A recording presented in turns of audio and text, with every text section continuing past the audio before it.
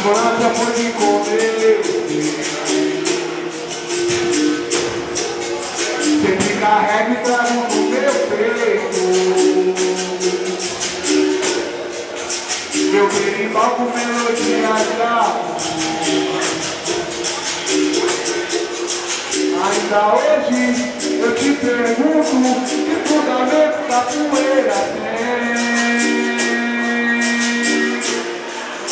Que sem maldade, sem ignorância, sem guardar rancor, você pode vencer. Se seu irmão lá na capoeira recebe corda com valor maior,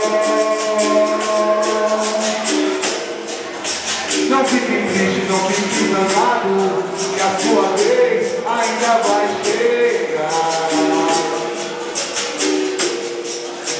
Mas se soubesse, meus irmãos, amigos, que na capoeira você tem valor. E sem maldade, sem ignorância, sem guardar